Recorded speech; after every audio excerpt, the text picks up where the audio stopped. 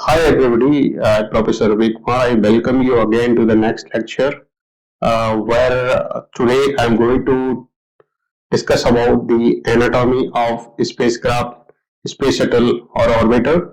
The second topic we will be covering today is US standard atmosphere, because already in the topic atmosphere we have discussed about international standard atmosphere, that is actually an international agreement which have decided the atmospheric property variations up to an altitude of 5 kilometers, 500 kilometers, sorry, and it has been adopted by International Civil Aviation Organization in 1962. And till date, we are, for all practical purposes, we are using the ICAO standard, that is also known as International Standard Atmospheric Temperature.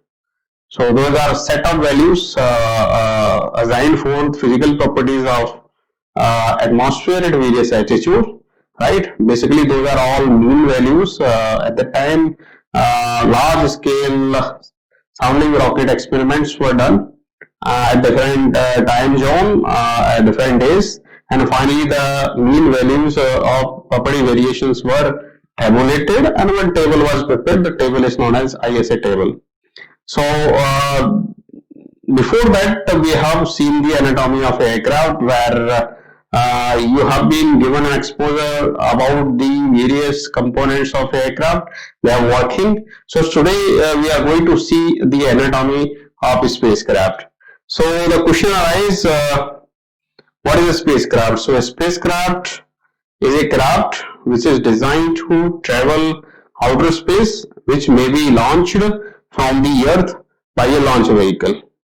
Clear? A spacecraft carries payload for its mission, with or without pilot, and safely return to the Earth. Alright. So if we look at the way spacecraft used to go, spacecraft launches like a rocket and travels like a spacecraft, or maneuvers like a spacecraft in the orbit, and lands on the Earth like an airplane. So it has multiple functionality, right? It will be launching like a rocket, it will maneuver like a spacecraft in the orbit, and finally when it's landing on the Earth, it will be behaving like aeroplane. Examples are Columbia, very much famous. You would be very much familiar to it. Columbia, Atlantis, Discovery, Endeavour. Actually, these all are the US space shuttle spacecraft, right? So way back in 1952, when US started its space shuttle program, they have conducted successfully 136 space shuttle launching. Columbia was the biggest disaster out of it, right? So if we look at first disaster which was happened, was with Discovery in 1983. The system failed and it was lost completely. After that, Atlantis gone missing right on 1st April 1985, and later on this Columbia STS-107, equipped with the 7 crew on board, right, 7 astronauts, right, when it was re-entering into the Earth atmosphere because the system failure. The outer part of the you can say spacecraft was divided into two parts, right? Inner part came into the Earth atmosphere, while outer part, upper part was left behind in space. So it was gone missing on February 1, 2003, right? So if you look at the Columbia flight, it was the 113th flight of space shuttle program run by the USA, and 28th and final flight of the Columbia space shuttle.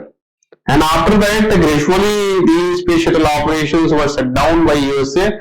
Again, they have recently resumed in 2017.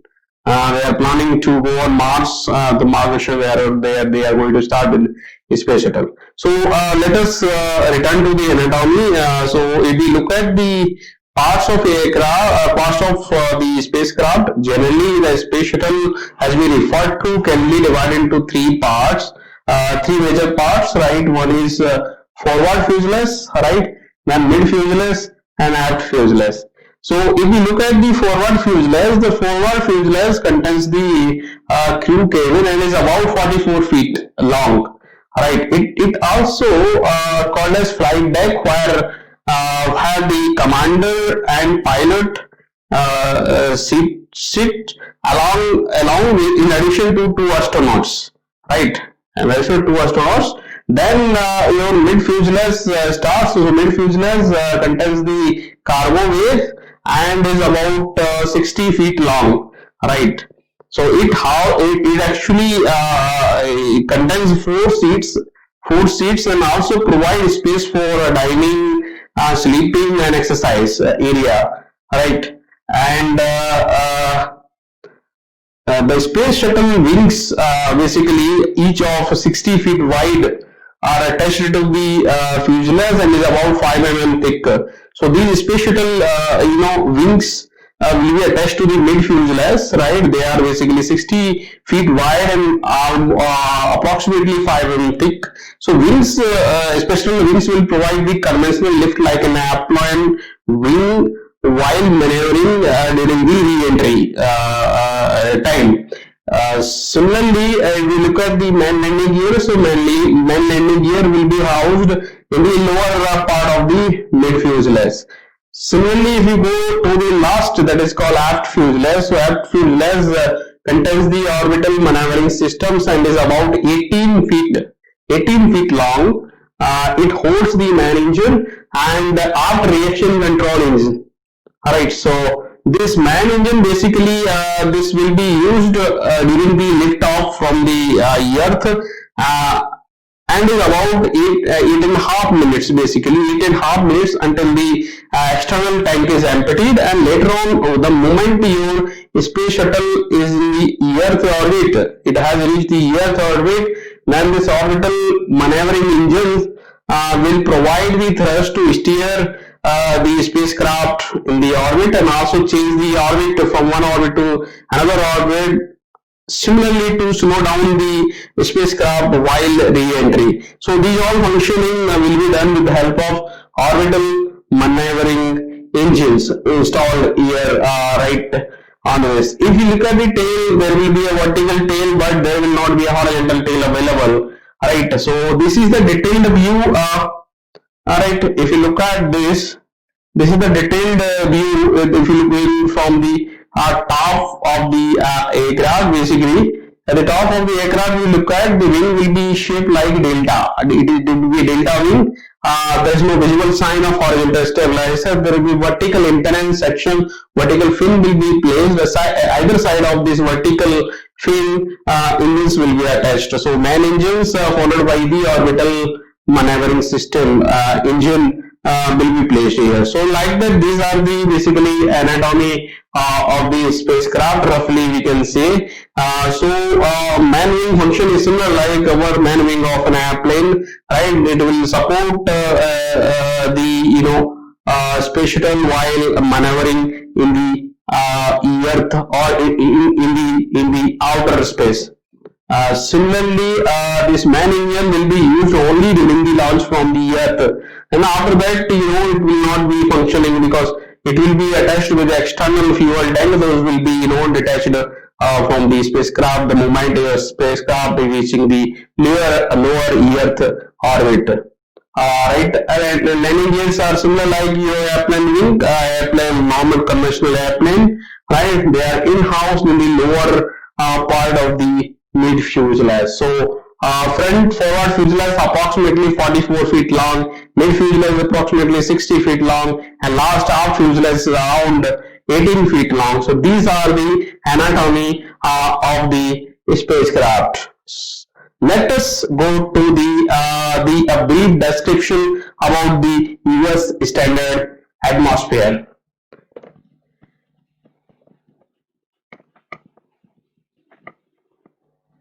So if we look at US standard atmosphere,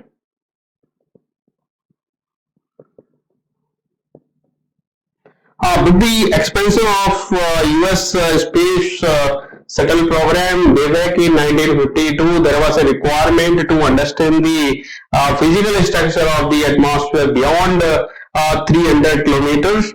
By the time there was a big advancement in the high altitude sounding rockets. So they have launched high altitude sounding rockets along the satellite to capture the physical properties of atmosphere in various altitude, and finally extended tables were published way back in 1952. So by the year of 1962, US standard was published, and for all practical purposes, US standard atmosphere is in agreement with the ICAO standard atmosphere for their common altitude. Like when common altitude is only up to 500 kilometers, it is an agreement with the ICAO standard atmosphere. Beyond 500, it has been extended now up to 900 kilometers.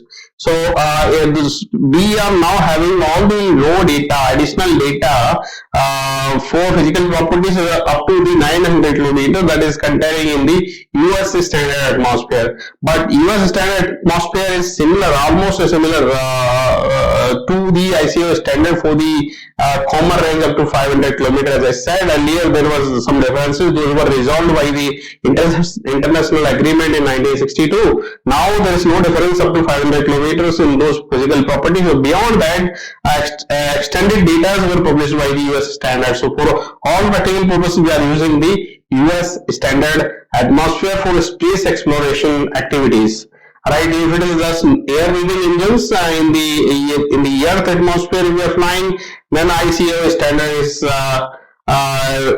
will be a reference standard tables which must be referred for the design and development of the air moving based engines. If we are designing the next generation or second generation scientific and military vehicles, then US standard atmosphere need to be considered as a reference. So that is what additional to the international standard atmosphere. So for today, this much is enough. I have covered summary conclusory statement I am putting. I have covered today anatomy of the spacecraft, and I have given you some brief idea about the US standard atmosphere. Alright, so this much is enough for today. In the next lecture, I will be discussing topic regarding the aerodynamic characteristics of the aircraft. So thank you for listening me. Have a nice day. Good day.